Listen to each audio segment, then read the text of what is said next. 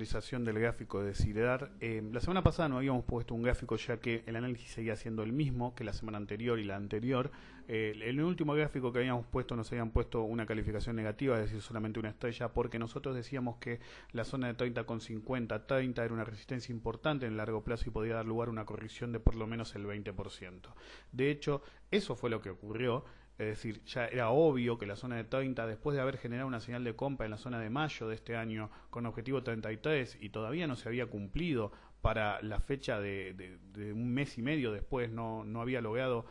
consolidarse un movimiento que habilitara una suba de tan solo el 10% después de un movimiento tan alcista como el que habíamos visto que generó esa señal de compra.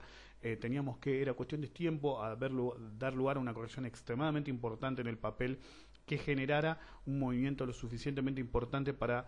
buscar los objetivos más probables en la zona de una corrección del aproximadamente el 20%. De hecho, el movimiento bajista que vemos en los últimos días dio lugar a una corrección desde la zona de máximos de 13%, 14% y ya podemos considerar cumplido el objetivo, a pesar de que sostenemos que la zona objetivo después de un movimiento como el que vimos aquí, que realmente ha sido un doble techo, se ha confirmado el doble techo entre la zona de mayo de este año y la zona del 26 de junio de este año, con el quiebre del pivote central en la zona del 20 de junio en términos de tiempo y la zona de 28 y medio si queremos hablar de precio. Teníamos una proyección de un objetivo de mínima para este doble techo de 2 pesos que nos daba un objetivo de 26,50 que se cubrió milimétricamente, es decir, en un caso de doble techo.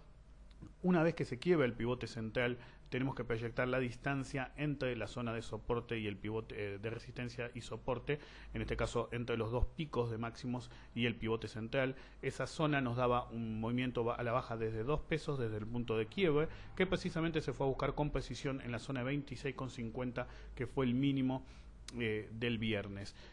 No solamente alcanzamos el objetivo de mínima que teníamos planteado, sino que se alcanzó esta zona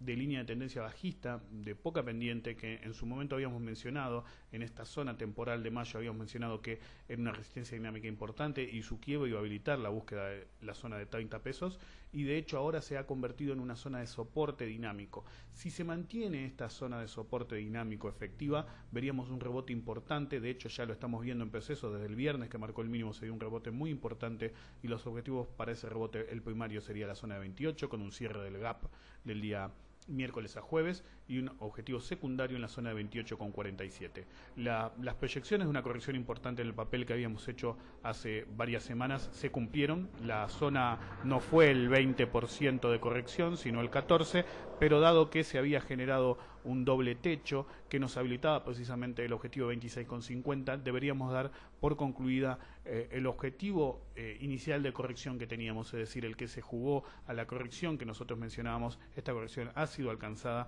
y ahora hay que esperar una señal de venta clara antes de jugarse, que se completará el 20% estimado que teníamos nosotros de baja.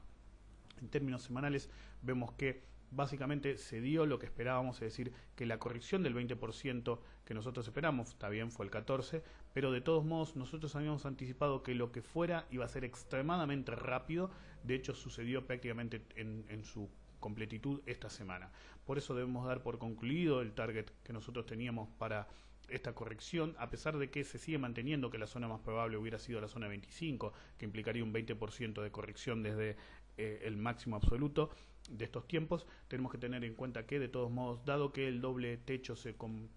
confirmó y se alcanzó el objetivo de mínima, tenemos que especular con que la corrección podría haber concluido con los objetivos primario y secundario que mencionamos antes en términos diarios.